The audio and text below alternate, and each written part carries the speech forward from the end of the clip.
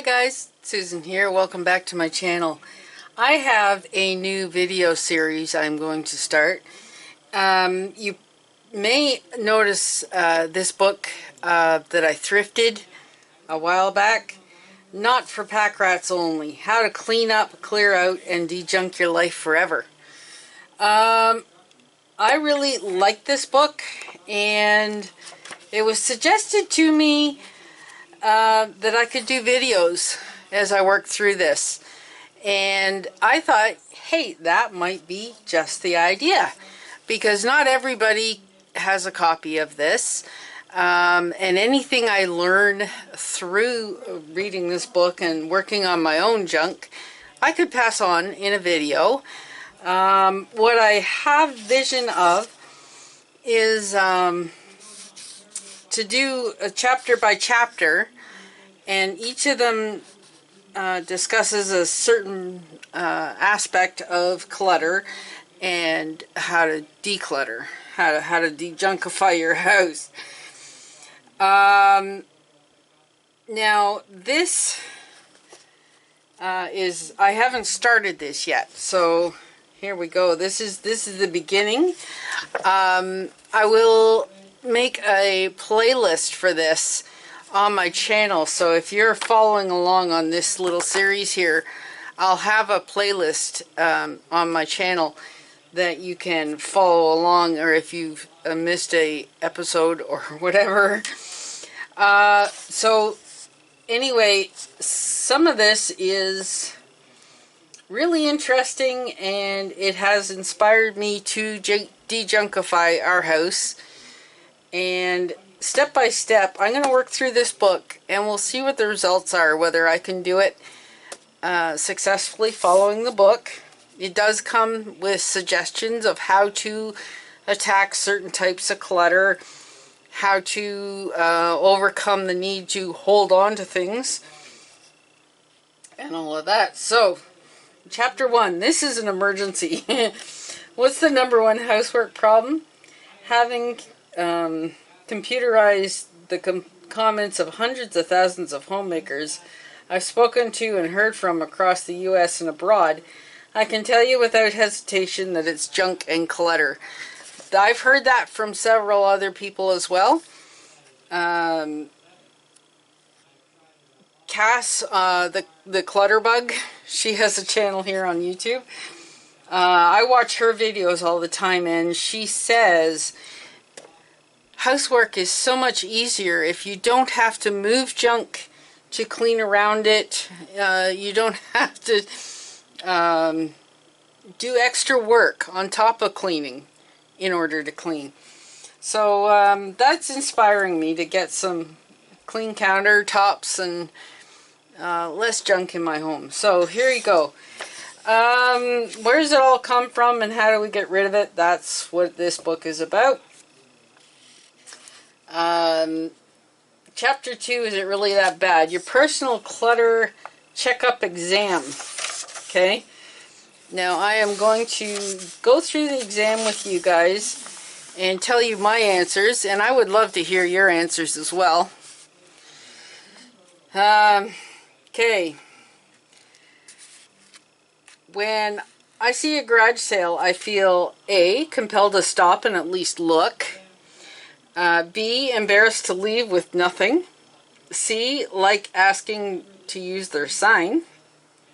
And D, sorry for the holders. My answer to that one was A. I feel compelled to stop and at least look. You never know where a deal is, right? B, 2, when I see an on sale sign, A, I don't want to miss an opportunity to save. B, investigate to see if it really is a sale. C, check the list of gifts I need to buy for the next decade. Or D, ignore it completely. My answer to 2 was B, investigate to see if it really is a sale. Sometimes they throw the word sale on there to tease you into buying more than you need. So that is a good one. 3, when looking for a house or apartment, I always A, consider storage space first. B, want to be sure there's plenty of closets on the floor plan. C, see if it has a big project room. And D, want to be sure it's good and far away from junk sources, aka thrift shops and things. Question 3, I answered A, consider storage space first. And that was true of this apartment that we moved into. When I looked in the kitchen, it was like, wow, that's a lot of cupboards. That's great. You know, there were big closets in each of the rooms. And the landlord had put a pantry, kind of one of those pressboard pantry cupboards in the bathroom for our towels and toilet paper and stuff. So I was looking for storage. Now there is the comment that storage just allows you to store more stuff. If it's out and it's visible, it's not so easy to look past it. But if you've got drawers and dressers and cupboards to shove stuff in, you can ignore it and pretend it's not there, and thereby avoiding the problem. Okay, number 4. When hearing of a disaster, I A, wonder if there's been any looting. B, call for the date of the salvage sale. C, start pricing water and shockproof containers for my own stuff. Or D, send some of my excess to the needy.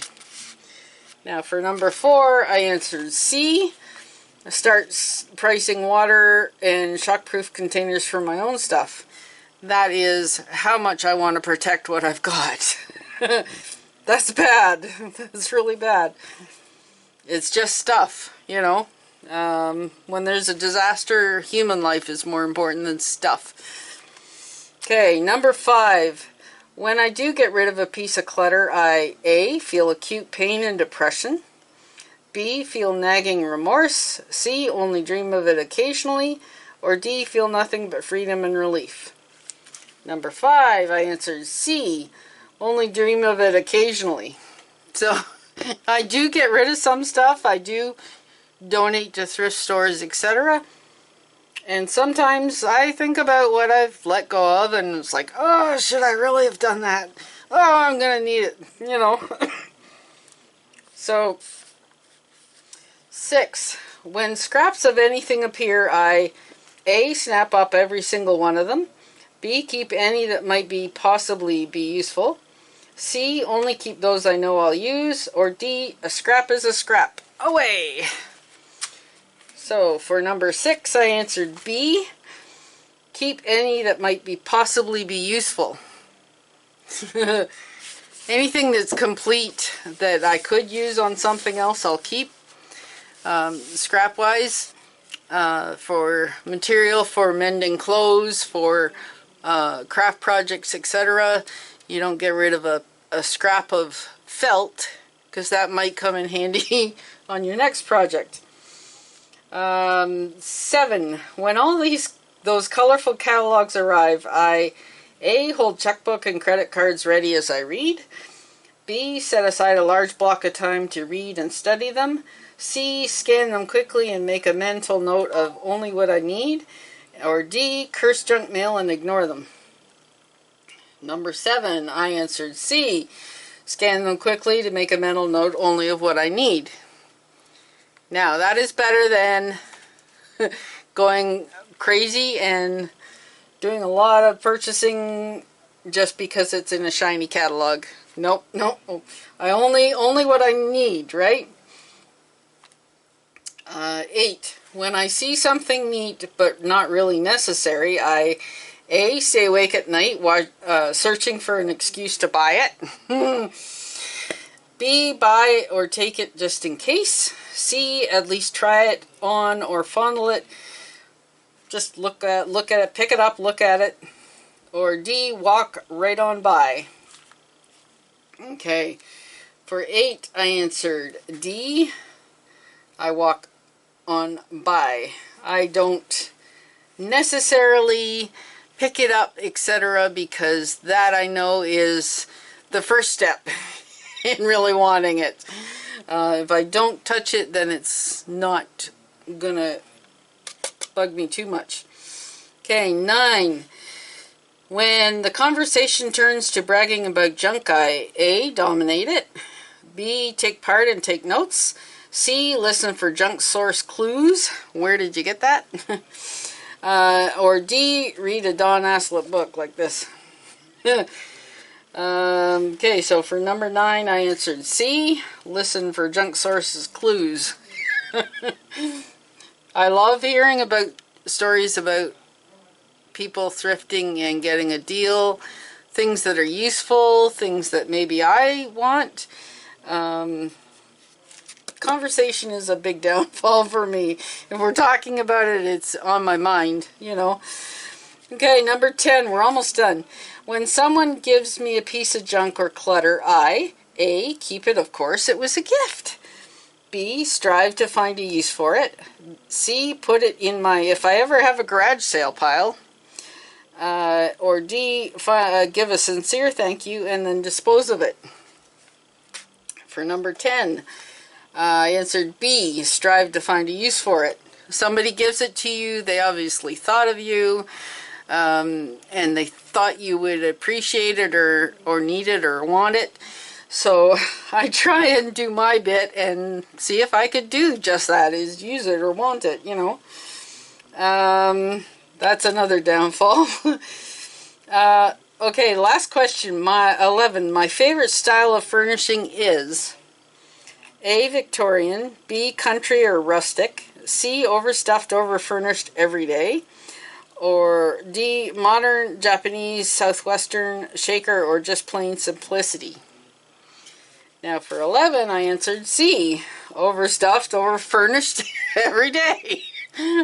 I seem to have clutter everywhere. I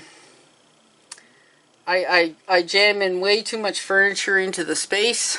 There's problems. Now, scoring. If your answers include 6 or more A's, you should be undergoing open storage bin surgery. 6 or more A's and or B's are in big trouble. Mostly C's, better watch out. Or mostly D's, can call yourself a clutter buster. So D's, if you've got mostly D's, you don't have a lot of clutter apparently, because the answers would be to that end. Now, what I did was I wrote down all my answers, and then I added up the A's, B's, C's, and D's. Now, I have 5 C's. The rest of them are like 2 A's, 3 B's, 1 D. Okay, so mostly C's, better watch out. In other words, I am on the hoarder scale almost here. So this is even more reason to do this book. I hope you'll join me. And please drop a comment below and let me know what your score was. And I'll freeze this frame here for a minute so that you can pause the video and check out the questions for yourself and do your own scoring, and then resume the video and answer in the comment section below. I would love to hear where you guys are on this scale. I obviously have an issue. I do agree. I try to declutter and to donate as often as I can, but haven't figured out how to keep stuff from coming in because I love thrifting, or how to get rid of enough of it. Even though I do donate, things are still cluttered here. I'm drowning in clutter. So I am determined to get on this and actually declutter this house as much as possible and learn the lesson of being able to walk past things that I absolutely do not need.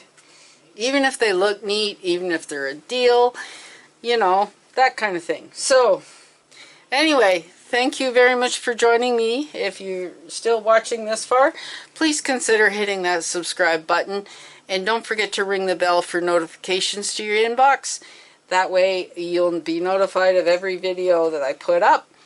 And you can follow along in this series too without missing anything. Thanks again, and we'll see you on the next one. Bye for now.